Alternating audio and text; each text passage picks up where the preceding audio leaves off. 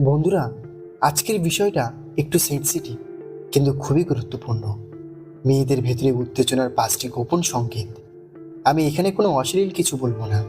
আমি বলবো মনস্তত্ত্বের কথা। আমি বলবো আবেগের ভাষা। কারণ আসল উত্তেজনা শরীরে নয়, মনে জন্মায়। তুমি যদি একজন পুরুষ হয়ে থাকো আর ভাবো মেয়েরা সব কথা মুখে বলে দেয়, তাহলে তুমি ভুল জায়গায় দাঁড়িয়ে আছো। মেয়েরা খুব কমই সরাসরি বলে আমি তোমাকে চাই, কিন্তু তারা ইঙ্গিত দেয়, চোখে দেয়, আচরণে দেয়, শব্দের ফাঁকে দেয়। আচ্ছা, আমি তোমাকে সেই সংকেতগুলো পড়তে শেখাবো। কিন্তু একটা কথা মনে রাখবে, এগুলো কন্ট্রোল করার জন্য না, সম্মান করার জন্য। কারণ সত্যিকারের পুরুষ সেই যে নারীর অনুভূতিকে বোঝে কিন্তু কখনো অপব্যবহার করে না। তো চলো শুরু করি। প্রথম সংকেত, চোখের ভাষা বদলে যাওয়া। যখন একটি মেয়ে তোমার দিকে স্বাভাবিকভাবে তাকায় আর যখন সে ভেতরে ভেতরে উত্তেজিত হয়, দুটোর মধ্যে পার্থক্য আছে। তার চোখ স্থির হয়ে যায়, কিছু সেকেন্ড বেশি ধরে রাখে, তারপর হঠাৎ সরিয়ে নেয়, আবার কয়েক মিনিট পর ফিরে আসে। এটা কাকতালীয় না, এটা অবচেতন টান। তার চোখে তখন প্রশ্ন থাকে, কৌতূহল থাকে, আর অদৃশ্য এক আগুন থাকে। তুমি যদি লক্ষ্য করো সে তোমার ঠোঁটের দিকে তাকাচ্ছে, তোমার চোখের গভীরতা মাপছে, তাহলে বুঝবে তার ভেতরে কিছু নড়ছে। কিন্তু সাবধান, ভুল বুঝে এগিয়ে যেও না। প্রথমে নিশ্চিত হও সে স্বাচ্ছন্দ্য আছে। দ্বিতীয় সংকেত, হঠাৎ করে নিজের চুল, পোশাক বা ঠোঁট ঠিক করা।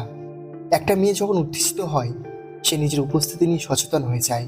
সে চুলে হাত দেয়, গলায় হাত দেয়, লিপ বাম লাগায়। এগুলো স্রেফ সাজগোজ নয়, এগুলো সিগন্যাল। আর শরীর বলছে আমি চাই তুমি আমাকে লক্ষ্য করো। সে হয়তো তোমার সামনে হালকা ঝুঁকে বসছে, তোমার দিকে কাঁধ ঘুরিয়ে নিচ্ছে। এগুলো ছোট ছোট ইঙ্গিত, কিন্তু গভীর অর্থ বহন করে। তৃতীয় সংকেত, কণ্ঠস্বরের টোন বদলে যাওয়া। মনোবিজ্ঞান বলে কোনো নারীর ভেতরে আবেগ বাড়লে তার কণ্ঠস্বর নরম হয়। সে ধীরে কথা বলে, তোমার নাম বেশি করে উচ্চারণ করে। তুমি জানো, শোনো না, এই শব্দগুলিতে একটা কোমলতা চলে আসে। সে হয়তো অকারণে হাসছে, হালকা লজ্জা পাচ্ছে। তার গলার স্বর নিচু হয়ে গেলে বুঝবে তার ভেতরে একটা আবেগ জমছে।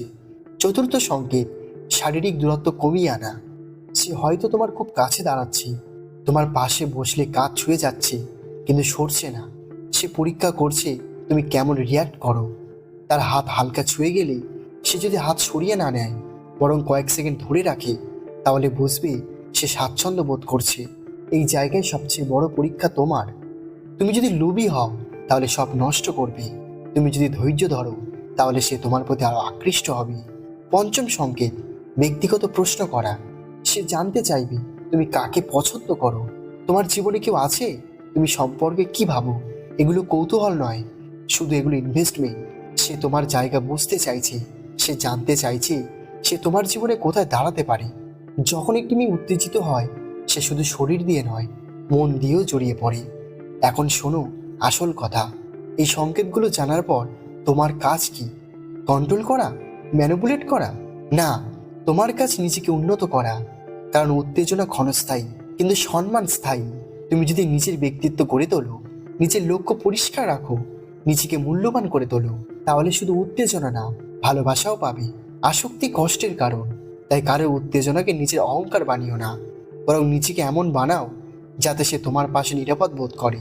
মনে রাখবে, নারীর ভেতরে আগুন জ্বলে ওঠে তখনই যখন সে সম্মান, নিরাপত্তা আর আকর্ষণ একসাথে অনুভব করে। তুমি যদি শুধু বাহ্যিক আকর্ষণ হও, সে একদিন ক্লান্ত হবে। কিন্তু তুমি যদি গভীরতা হও, সে তোমার কাছে ফিরে আসবে বারবার। আজ থেকে সংকেত পড়তে শেখো, কিন্তু সীমা অতিক্রম করো না।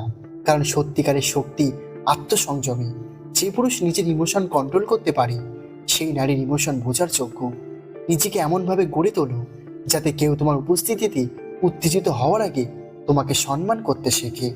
কারণ আকর্ষণ মুহূর্তের, কিন্তু ব্যক্তিত্ব চিরস্থায়ী। ভালো থেকো, নিজেকে উন্নত করো। আর এই ভিডিওটা যদি তোমার চিন্তাভাবনা বদলে দেয়, তাহলে লাইক করো আর কমেন্টে লিখে জানাও তুমি কোন সংকেত আগে লক্ষ্য করেছো। আর আমাদের এই চ্যানেলটি সাবস্ক্রাইব করো আর পাশে থাকা মানুষটার অনুভূতিকে সম্মান করতে শেখো।